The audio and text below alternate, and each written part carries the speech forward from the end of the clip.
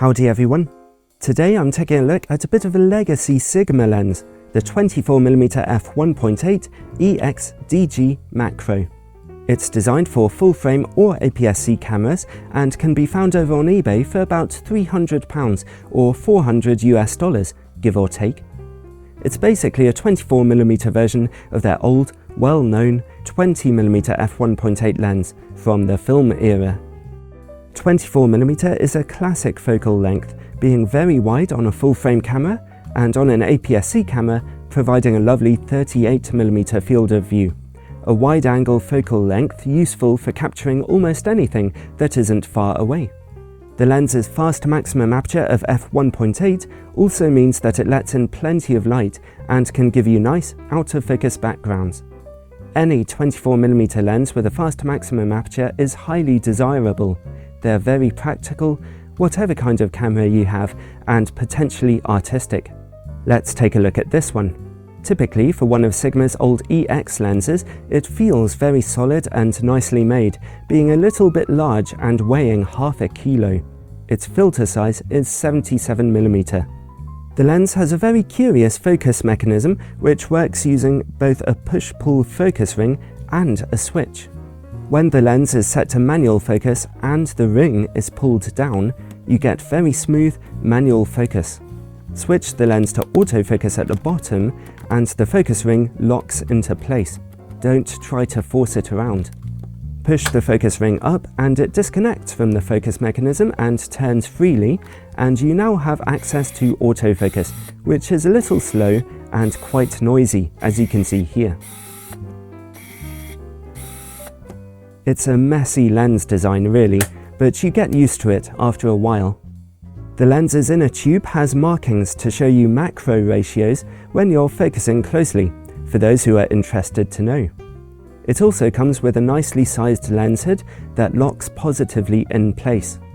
Overall, the lens's build quality is very nice, but the clumsy autofocus mechanism is a rather ludicrous old design. Thankfully, Sigma have repented of this kind of flawed design nowadays. Well, let's take a look at image quality. I'm taking a break from my usual wall today. We'll start by testing on a full-frame camera, a 20-megapixel Canon 6D. At f1.8 in the middle of the image, the lens is acceptably sharp, with weak contrast levels and a noticeable blue-coloured haziness.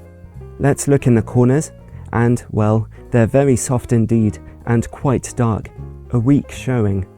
However, stop down to f2.8 for much more brightness and a bit more clarity in those corners, although some green and purple chromatic aberration is showing itself on contrasting edges. Back in the middle of the image, we see quite good sharpness. Stop down to f4 for a very sharp picture in the middle of the image. The edges of the image are still a bit soft though, really. Stop down to f8 for the best picture quality here, although that purple chromatic aberration remains pretty strong.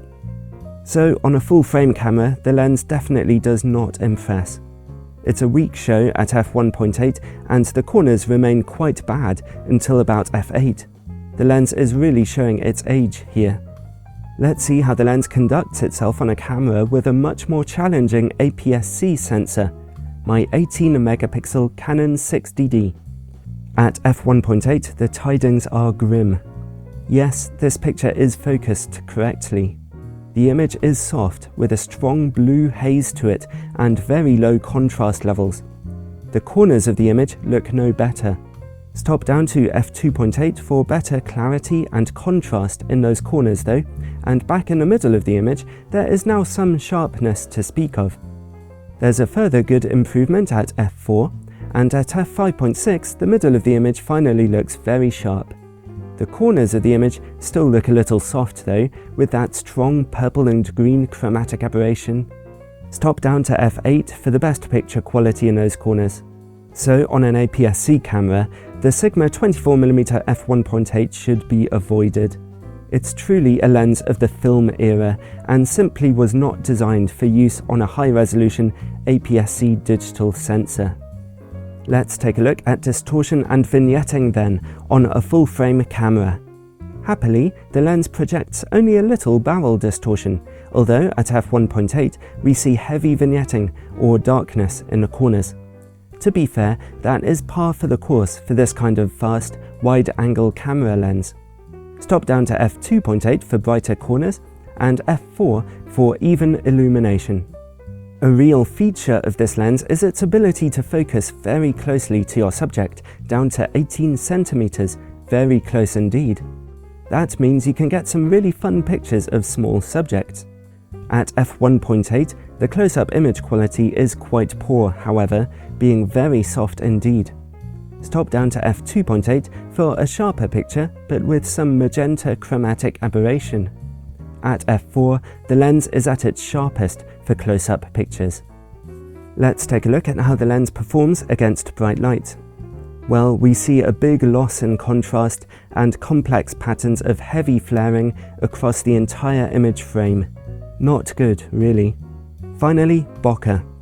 The lens can give you quite strongly out of focus backgrounds, and those backgrounds generally look very nice and soft, without any weird highlighting or distractions. Nice.